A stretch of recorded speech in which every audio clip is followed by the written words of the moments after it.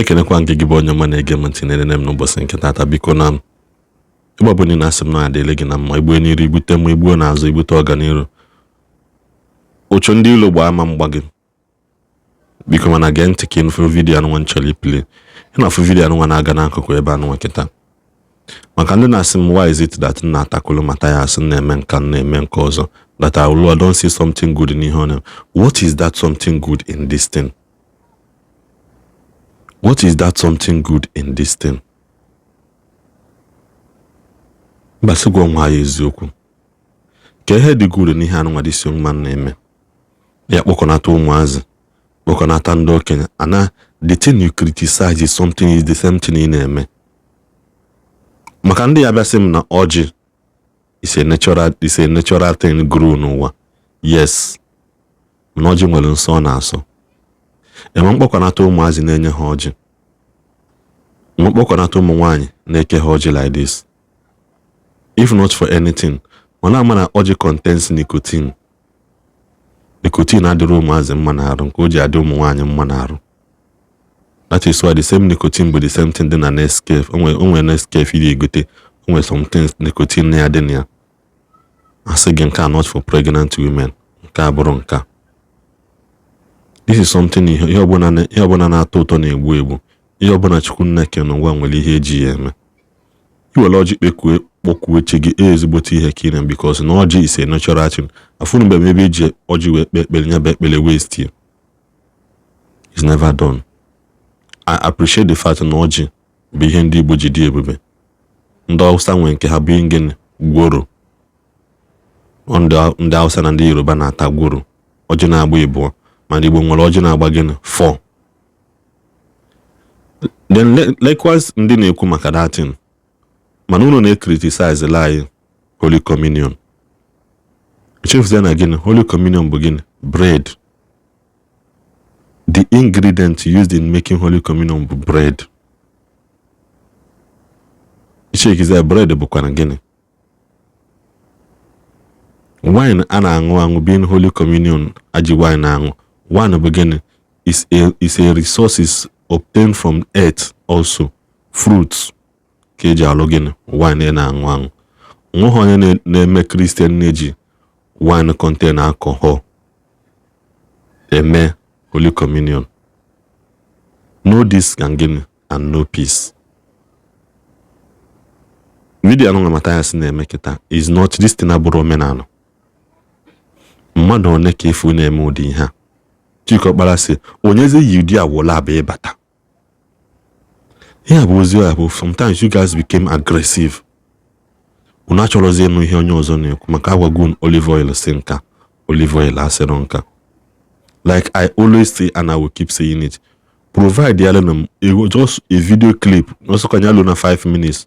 A minute video clip. Ebe a man of God say again. Nwa olive oil. Iga na church. Iga no ọgwụ, sorry. Provide it. Let it be your evidence. Provide it and let it be your evidence. Kaifo. Imana eziokwu adịrọ n'ihu unu na-ekwu.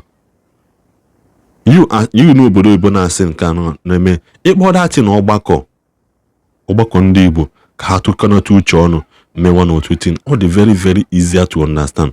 Mana ụka omenala gathering on Sunday na ị na-anụ offering, ị gadacha ndị mmadụ na offering ka ha one cup of rice. Ka ha one cup of rice. Let me tell you the bitter truth you don't know. 80% of ndị nọ that place are hungry. And the same thing na-eme na some gatherings in the church. 80% of them, because Bible says the only thing that will take you back to Egypt bụ hunger.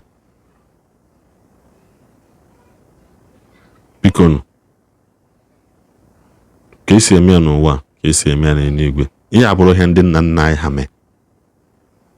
Asị ka m nweta vidiyo ka unu solu m wee fụ, mana nene vidiyo ka i werezi anya gị kpọọ result.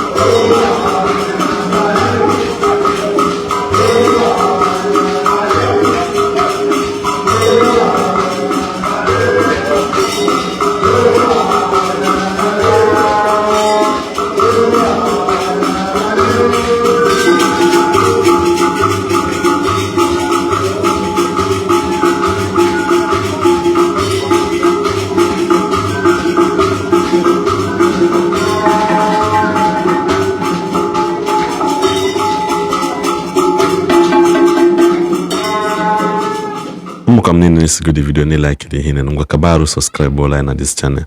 Be notification gikiwe nwe ikene nwete notification Bobble na itile video for kabakwa na aru ni share video ka onye ozo solo gi na afọ. Anyị ne bufu. I don't criticize Mathias, but I criticize ihe ọ na-eme, which is not good.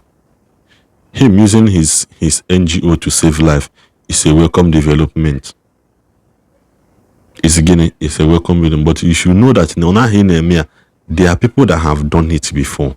We are not the first. Church has been building hospital from day one. Church has been building schools from day one. Most of you went to missionary schools without not knowing no missionary school noga. Most of you. Most of you go 80% of them go out on a village, go out on again. Owns by Catholic churches. Eba akina we mutu Igbo for the first time. Eba akina we kuzegi 1+1 for the first time. Let us learn to appreciate something. Learn to appreciate what once made you smile. So that ki homo we mukwana ike na abekwa na ndu gozo. Madam asizi maka na agadi nwanya aka na nka na onwere uru oba. Agadi nwanya kala nka ka nwere uru oba. Ụka nwere ihe ọnọchi maka ada ama ka ọ dị na mgbe ọzọ ndị bai.